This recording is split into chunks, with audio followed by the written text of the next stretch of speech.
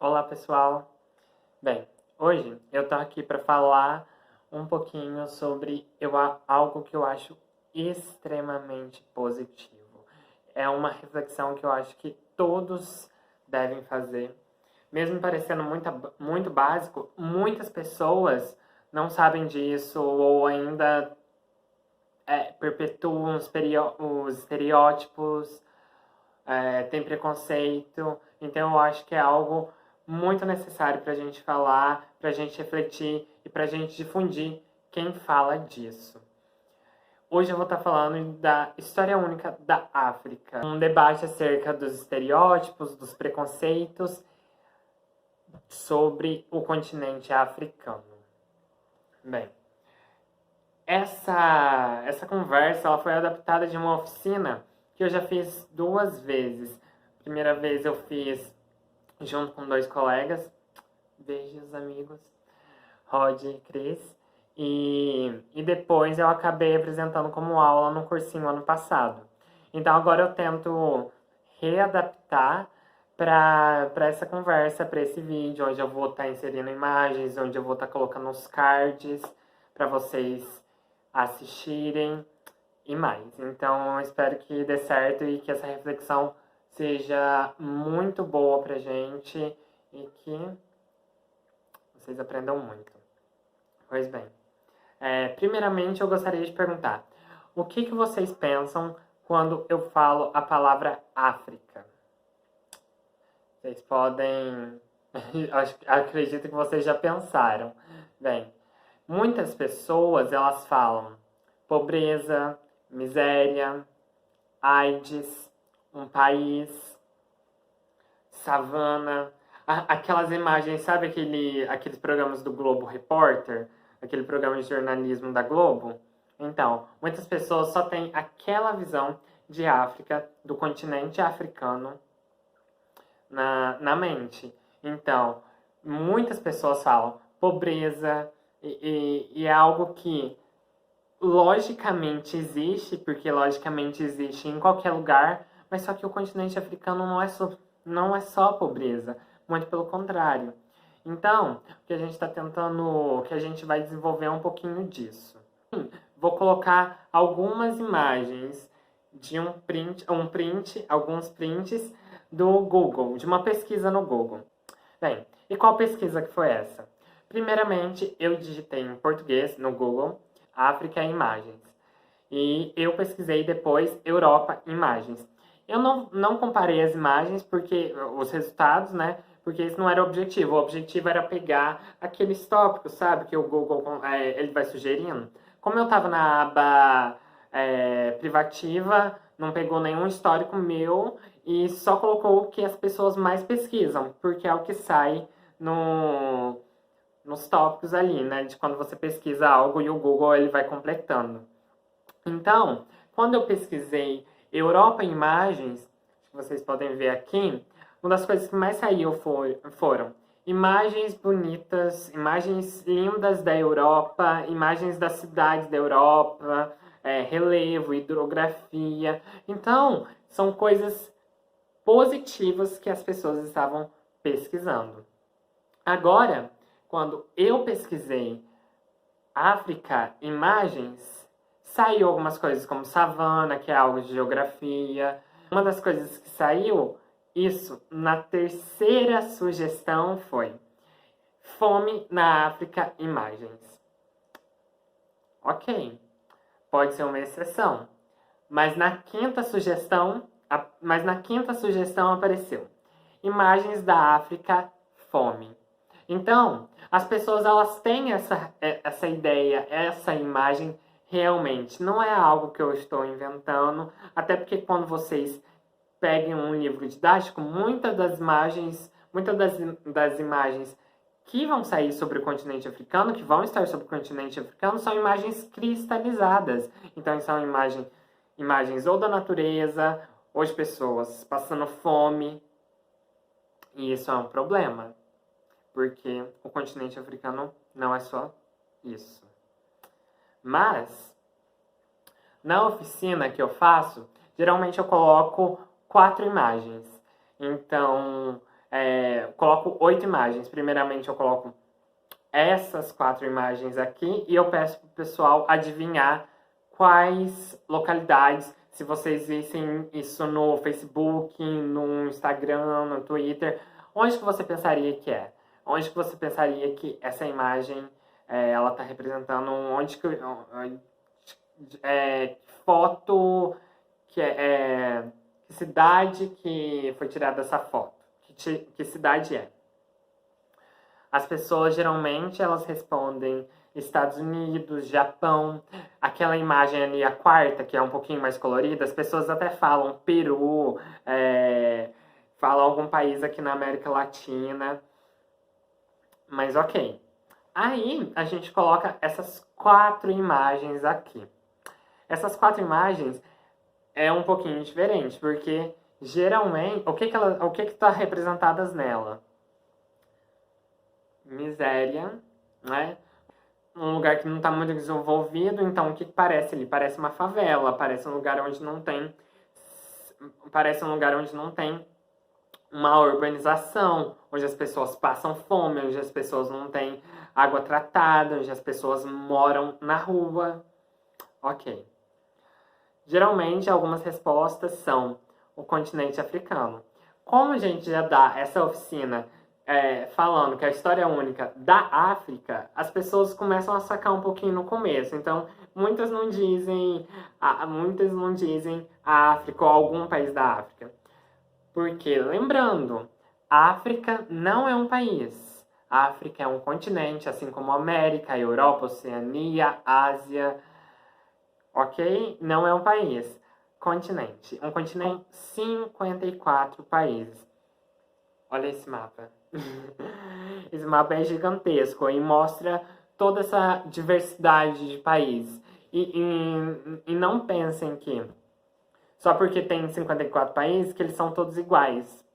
Muito pelo contrário, porque dentro de um país tem diversas etnias, tem diversas culturas, tem diversas religiões, e é assim por todo o continente. Então as pessoas, geralmente elas pegam a palavra África e elas colocam uma coisa cristalizada. Então aquele continente como se fosse um país só, como se todas as pessoas falassem a mesma língua, tem a mesma religião, a mesma cultura e crê na mesma coisa.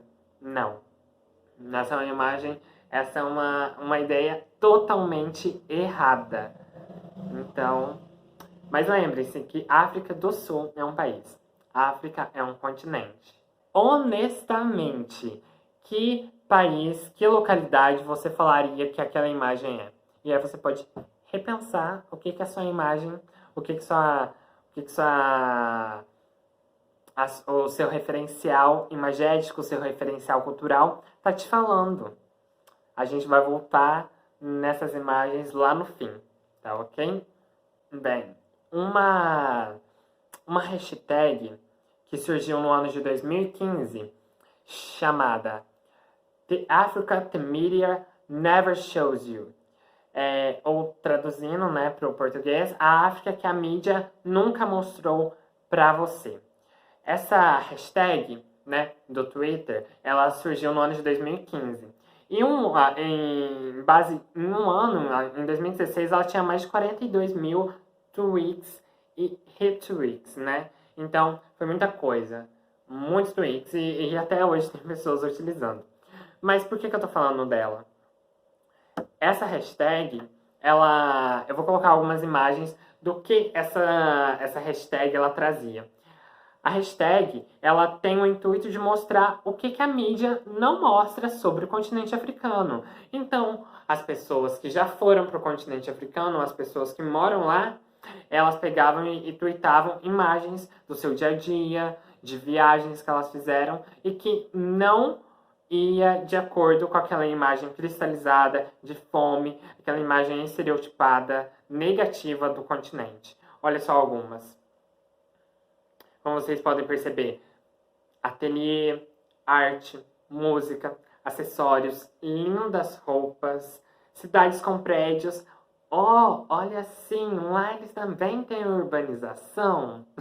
Então, são cidades muito urbanizadas, capitais muito urbanizadas, grandes estruturas, ao mesmo tempo que eles também têm lindas paisagens naturais. Então, essa hashtag, ela tem um pouquinho desse pensamento do que eu estou tentando mostrar para vocês. Bem, pessoal, e qual que foi a principal inspiração para essa reflexão? Bem, no ano de 2019, o ano passado, eu entrei na graduação e eu tive aulas de História da África com a professora doutora perfeita, Lucilene Reginaldo. E uma das primeiras aulas foi uma introdução e foi uma discussão sobre qual a imagem de África a gente tinha. Então, Lucilene mostrou um vídeo de uma escritora nigeriana chamada Chimamanda Ngozi Adichie. Ela é uma escritora e feminista, e em 15 minutos essa escritora falava sobre a imagem estereotipada do continente africano, era simplesmente perfeita.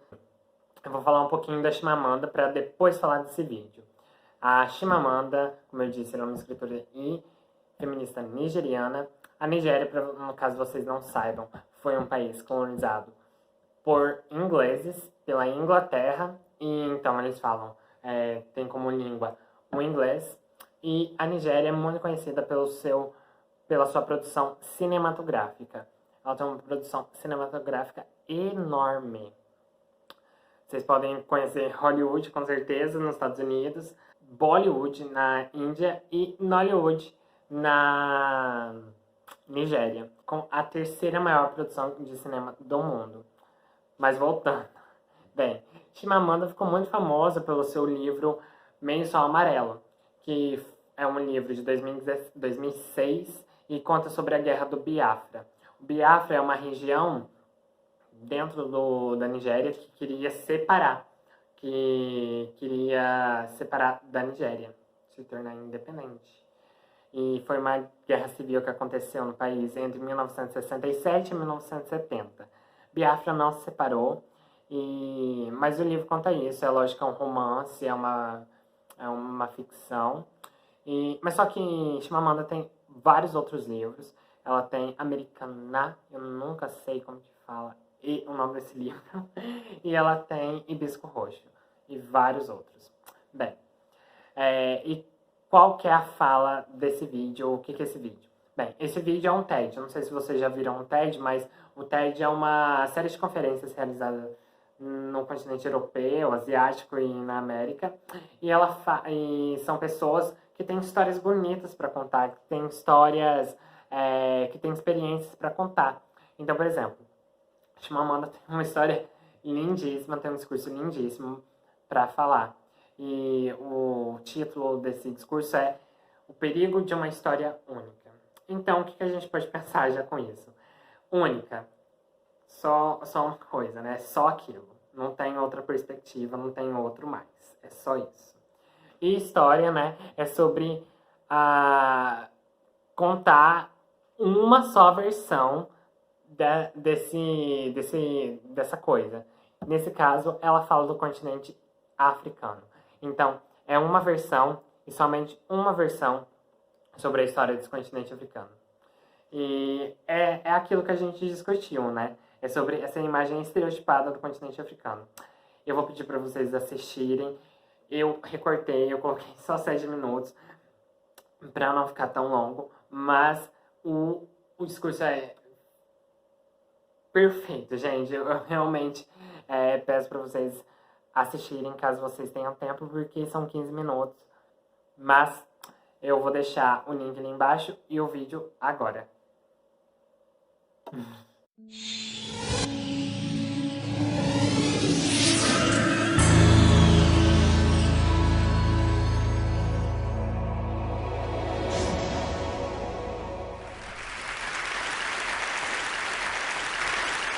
I'm a storyteller, and I would like to tell you a few personal stories about what I like to call the danger of the single story.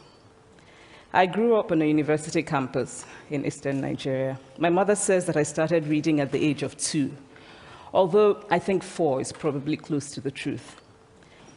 So I was an early reader. And what I read were British and American children's books. I was also an early writer. And when I began to write at about the age of 7, stories in pencil with crayon illustrations that my poor mother was obligated to read, I wrote exactly the kinds of stories I was reading. All my characters were white and blue-eyed. They played in the snow. They ate apples. And they talked a lot about the weather, how lovely it was that the sun had come out. Now, this despite the fact that I lived in Nigeria. I had never been outside Nigeria. We didn't have snow. We ate mangoes. And we never talked about the weather because there was no need to. My characters also drank a lot of ginger beer because the characters in the British books I read drank ginger beer. Never mind that I had no idea what ginger beer was. And for many years afterwards, I would have a desperate desire to taste ginger beer. But that is another story. What this demonstrates, I think, is how impressionable and vulnerable we are in the face of a story, particularly as children. Because all I had read were books in which characters were foreign, I had become convinced that books, by their very nature, had to have foreigners in them and had to be about things with which I could not personally identify. Now, things changed when I discovered African books. There weren't many of them available, and they weren't quite as easy to find as the foreign books, but because of writers like Chinua Achebe and Kamara Laye, I went through a mental shift in my perception of literature. I realized that people like me, girls with skin the color of chocolate, whose kinky hair could not form ponytails, could also exist in literature. I started to write about things I recognized. Now, I loved those American and British books I read. They stirred my imagination. They opened up new worlds for me. But the unintended consequence was that I did not know that people like me could exist in literature. So what the discovery of African writers did for me was this. It saved me from having a single story of what books are. I come from a conventional middle-class Nigerian family. My father was a professor. My mother was an administrator. And so we had, as was the norm, live-in domestic help who would often come from nearby rural villages. So the year I turned 8, we got a new houseboy. His name was Fide. The only thing my mother told us about him was that his family was very poor. My mother sent yams and rice and our old clothes to his family. And when I didn't finish my dinner, my mother would say, "Finish your food. Don't you know people like Fide's family have nothing?" So I felt enormous pity for Fide's family. Then one Saturday, we went to his village to visit. And his mother showed us a beautifully patterned basket made of dyed raffia that his brother had made. I was startled. It had not occurred to me that anybody in his family could actually make something. All I had heard about them was how poor they were, so that it had become impossible for me to see them as anything else but poor. Their poverty was my single story of them. Years later, I thought about this when I left Nigeria to go to university in the United States. I was 19. My American roommate was shocked by me. She asked where I had learned to speak English so well and was confused when I said that Nigeria happened to have English as its official language. She asked if she could listen to what she called my tribal music and was consequently very disappointed when I produced my tape of Mariah Carey. She assumed that I did not know how to use a stove. What struck me was this. She had felt sorry for me even before she saw me. Her default position toward me, as an African, was a kind of patronizing, well-meaning pity. My roommate had a single story of Africa, a single story of catastrophe. In this single story, there was no possibility of Africans being similar to her in any way, no possibility of feelings more complex than pity, no possibility of a connection as human equals. I must say that before I went to the US, I didn't consciously identify as African. But in the US, whenever Africa came up, people turned to me, never mind that I knew nothing about places like Namibia. But I did come to embrace this new identity, and in many ways I think of myself now as African, although I still get quite irritable when Africa is referred to as a country, the most recent example being my otherwise wonderful flight from Lagos 2 days ago, in which there was an announcement on the Virgin flight about their charity walk in India, Africa, and other countries. So after I had spent some years in the US as an African, I began to understand my roommate's response to me. If I had not grown up in Nigeria, and if all I knew about Africa were from popular images, I too would think that Africa was a place of beautiful landscapes, beautiful animals, and incomprehensible people fighting senseless wars, dying of poverty and AIDS, unable to speak for themselves, and waiting to be saved by a kind white foreigner. I would see Africans in the same way that I, as a child, had seen Fide's family. This single story of Africa ultimately comes, I think, from Western literature. Now, here's a quote from the writing of a London merchant called John Locke, who sailed to West Africa in 1561 and kept a fascinating account of his voyage. After referring to the black Africans as beasts who have no houses, he writes, "They are also people without heads, having their mouths and eyes in their breasts." Now, I've laughed every time I've read this, and one must admire the imagination of John Locke. But what is important about his writing is that it represents the beginning of a tradition of telling African stories in the West, a tradition of sub-Saharan Africa as a place of negatives, of difference, of darkness, of people who, in the words of the wonderful poet Rudyard Kipling, are half devil, half child. Bem, gente, voltando. Uma coisinha que eu esqueci de falar de Chimamanda também é que a Chimamanda, ela fez parte daquela música Flawless, ou seja, traduzindo, perfeita, da Beyoncé, e fala sobre feminismo, fala sobre o poder das mulheres. E a Chimamanda, ela participa dessa música com uma parte do discurso que ela fez num outro TED, que se chama Todos Deveríamos Ser Feministas, que também é o nome de um livro dela. Mas é isso.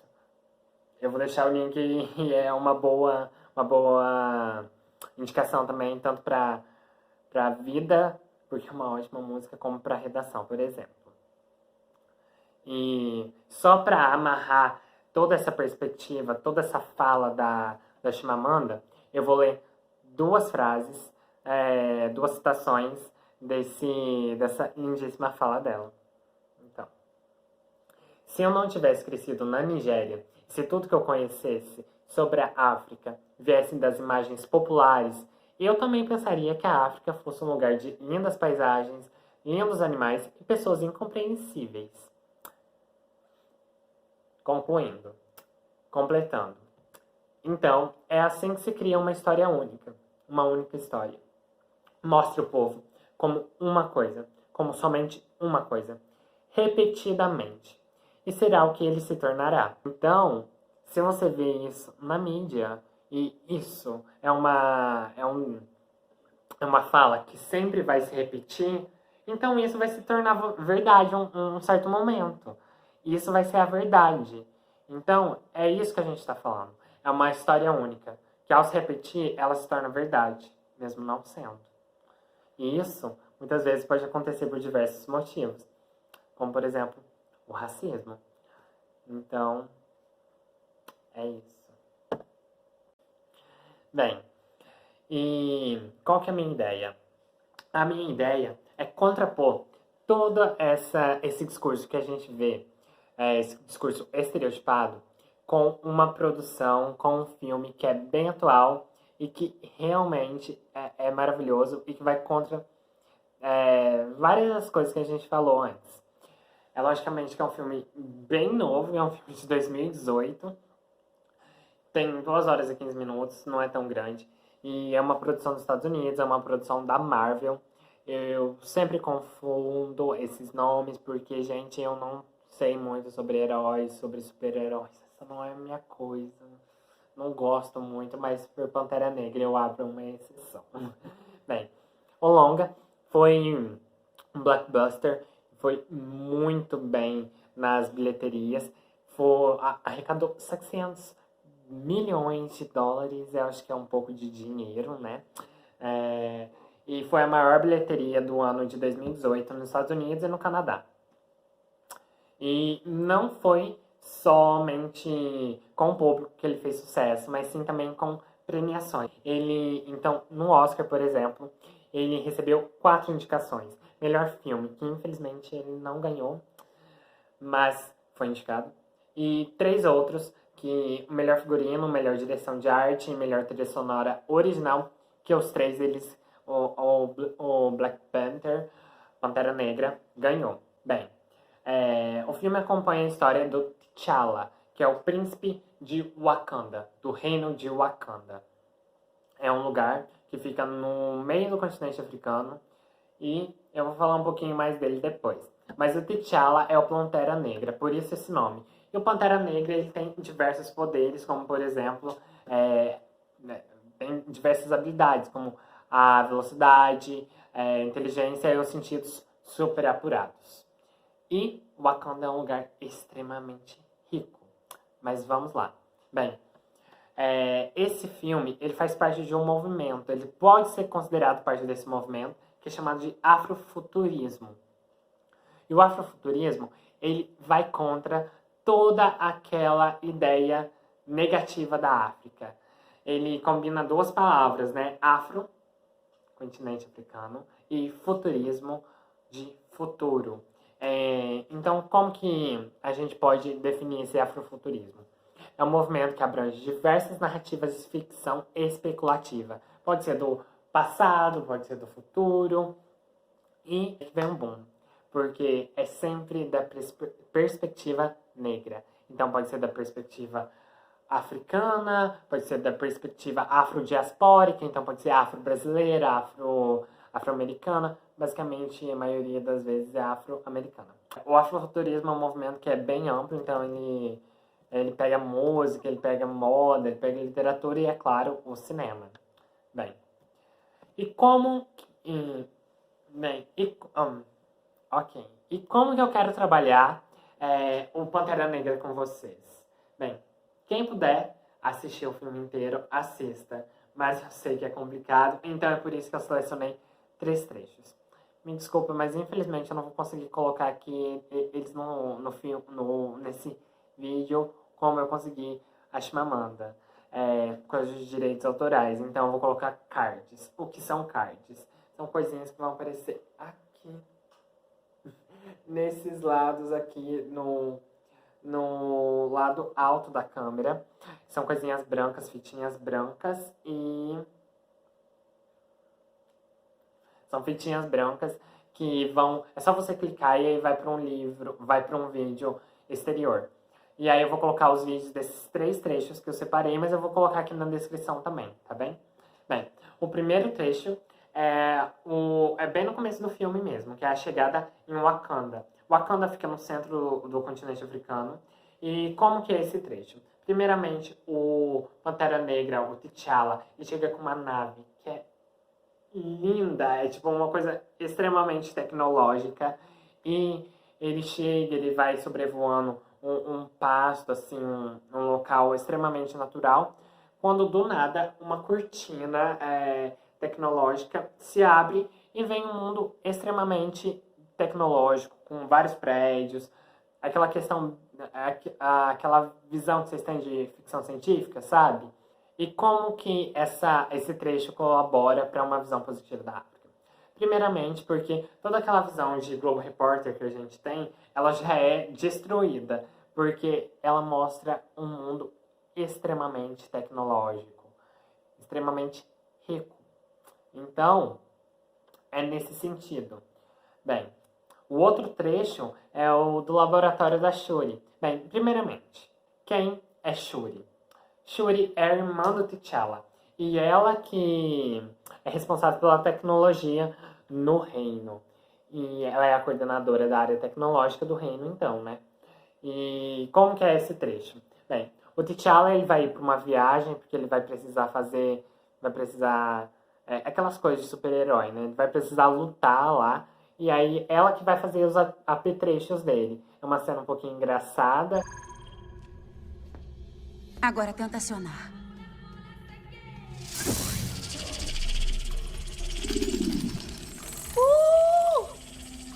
O traje inteiro fica dentro dos dentes do colar.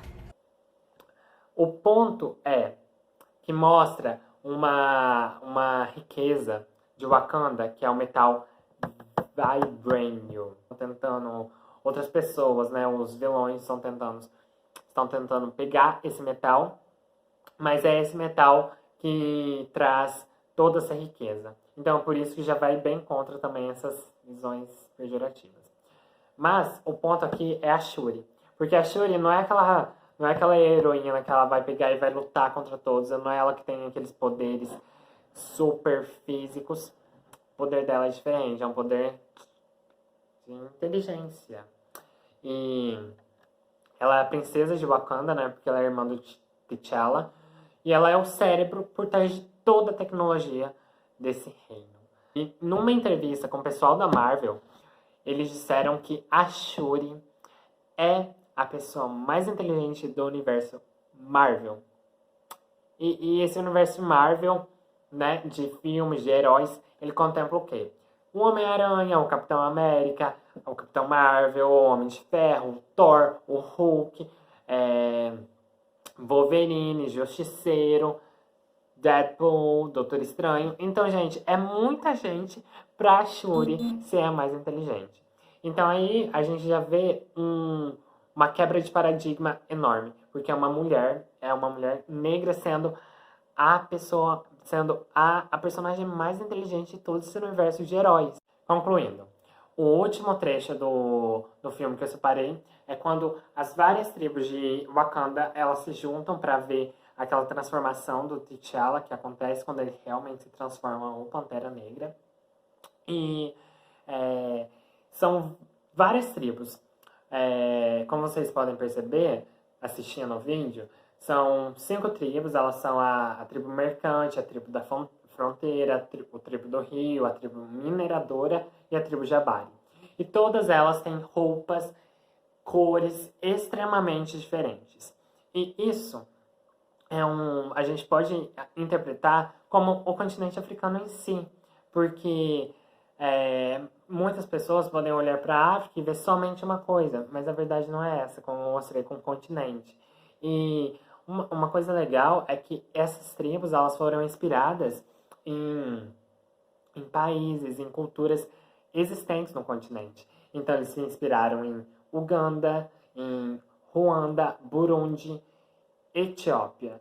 Então, essas foram algumas das referências. Então, é interessante ver essa diversidade e essa riqueza cultural dos grupos.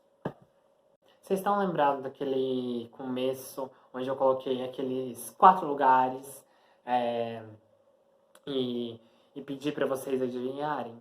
Então, agora vem um momento que eu vou voltar naquilo e vou falar onde realmente são esses lugares. Bem, eu vou começar pela primeira imagem que mostra aqueles lugares com prédios e tal. Bem, esses são os lugares. Então, a primeira foto é de Joanesburgo, na África do Sul, no continente africano. A segunda é de Luanda, na Angola, também no continente africano. A terceira aqui embaixo é em Nairobi, no Quênia, um país do continente africano. E a última é também da África do Sul, na cidade do Cabo, também no continente africano. Então, aquelas fotos, quando você pesquisa Europa, quando você pesquisa Estados Unidos, cidades desenvolvidas, aparecem muitas dessas imagens. Mas só que essas imagens, como elas não são colocadas como o continente africano, como quando se fala da África na TV, por exemplo, não se coloca essas imagens, se coloca aquelas outras imagens cristalizadas que a gente já falou. Então, aí que está o problema. Como que você vai descobrir que uma dessas imagens é do continente africano, sendo que ninguém utiliza elas para falar do continente africano? Essa segunda imagem, ela é bem chocante para alguns, porque ela traz alguns lugares bem complicados do continente europeu. O primeiro é Las Barranquillas de Madrid, né, a capital da Espanha, que fica na Europa. E as Barranquillas é um lugar formado por cerca de 90 favelas, e é um dos maiores locais de venda de drogas da Europa. E aqui embaixo é Bidonville, na Paris, que é a capital da França, que também é no continente europeu, né? Então, quando a gente pesquisa França, o que vai aparecer? Aquela torre Eiffel, belíssima, entre outras coisas. Mas vai aparecer, por exemplo, a favela que fica em Paris, que fica pertíssimo de vários centros, de vários locais importantes da França? Não. Porque essa não é a imagem que as pessoas utilizam para falar da França, para falar da Europa. Mas essas imagens, esses locais, essas experiências existem em todo mundo, gente. Existem no Brasil, existem em qualquer lugar do Brasil. Existem em qualquer lugar do mundo, nos Estados Unidos, na Europa, na Ásia, não sei o quê. Então, a questão é, que imagem você utiliza para falar de tal coisa? Por que você não mostra o outro lado? Eu realmente espero que vocês tenham tirado algo disso, que vocês tenham percebido o quanto a história única ela é influenciável, o quanto ela é fácil de pegar, mas o quanto é importante a gente se desvencilhar dela, e o quão importante é a gente protestar. É quando a gente vê alguém falando algo errado, a gente pega e fala: oi, não é bem assim não sei se vocês sabiam, mas tem isso, tem aquilo, e pesquisa outros lugares, não sei o que. E assim, não pensam que história única é só com a África, muito pelo contrário. A gente pode fazer história única com qualquer coisa. Por exemplo, os negros. Por causa do racismo, os negros sempre foram colocados na TV, quase sempre, né? Muito com empregado, como aquela pessoa engraçada, como aquela pessoa, aquele bocó, como escravo, como o garçom, e nunca como o protagonista. É por isso que a gente tem que se policiar. E a gente tem que pensar bastante nisso, porque essas histórias únicas, elas refletem muito mais das pessoas que que a associam, que falam que a África é assim, que as pessoas negras são assim. Ela diz muito mais respeito, diz muito mais sobre a pessoa que está falando do que sobre a África, do que sobre os negros. Então, é aquilo. Bom, gente, eu acho que é isso. Eu espero que vocês tenham aproveitado, que vocês tenham entendido. Qualquer coisa pode me perguntar, pode escrever. E é isso. Eu espero que tenha difundido a imagem do Chimamonda e que tenha sido um vídeo bom. Tchau, gente.